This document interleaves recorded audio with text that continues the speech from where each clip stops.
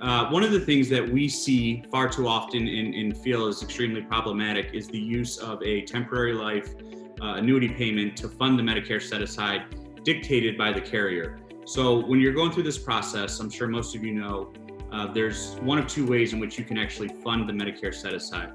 The first way is through what's called a lump sum. So the allocation report is created, you determine the amount of the Medicare set-aside, and then you can actually fund the Medicare set-aside with a single lump sum. Once that lump sum is paid to the plaintiff, it's their responsibility to actually utilize those funds properly, report on an annual basis to CMS and Medicare to make sure that the funds are being used properly, and then exhaust the entire fund until Medicare jumps in and starts to pick up coverage for the work-related injury in the future. As you, I'm sure, know, many of the clients that you work with probably aren't as detail-oriented and have the skill set to kind of do this properly. So that can be problematic in and of itself.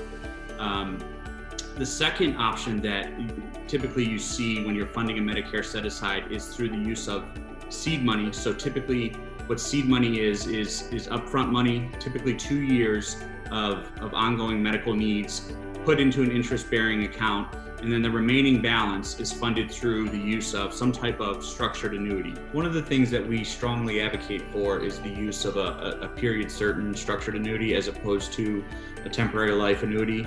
And the reason B is that, say the individual were to take the lump sum option. If the individual passed away a day after receiving his Medicare set-aside, his family, his heirs, his beneficiaries, they would all be entitled to the remaining balance of that Medicare set-aside account. If the individual utilizes the annuity option and the carrier dictates that they use a temporary life annuity, if the individual passes away a day after setting up this particular account, there's no residual benefit to the client, the family, the heirs, there's no beneficiaries allowed. So at least what we want to advocate for, and this is a conversation that we have with the carrier and the broker representing the carrier, is that we want to utilize a period certain annuity. So we take their life expectancy, we determine what those future payments are going to be over the duration of what their life expectancy is, and we set up a period certain annuity that pays for that duration. So if the client passes away a day after we set up this Medicare set-aside, his family is either entitled to those future ongoing payments or a commuted value, which the insurance company that we work with would present to the family and say, we'll offer you this X amount of money as opposed to taking these ongoing future payments. But at least there's a benefit there to the individual, because if they would have opted to take a lump sum payment, there would be a residual benefit to them if they were to predecease the spending of the entire account. From that juncture, what we typically will do is we'll talk to the client about self-administration versus professional administration.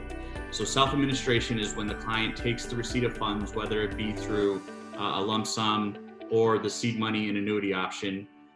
They are required to properly document and report to CMS all of the money that they've spent in regards to their work-related injury.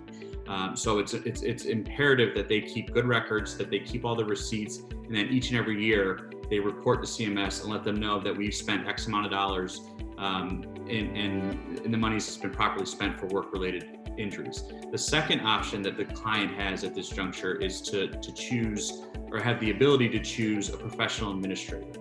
So we work with a couple different professional administrators that we believe are the best in the business. We've vetted them. We've gone through that process. We have thousands of clients who work with them.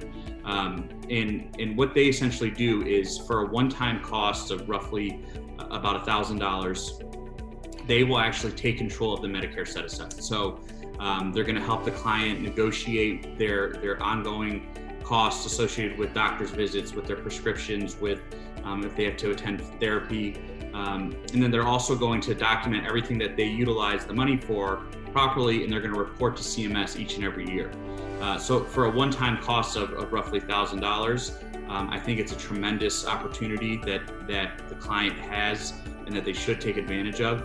And from a liability standpoint, from an attorney who's referring this client to someone else and having them set this account up properly, when they utilize a professional administrator, you know it's done correctly, and you know that the client isn't going to run into any issues in the future because it's properly documented, it's properly reported, and it's properly spent out.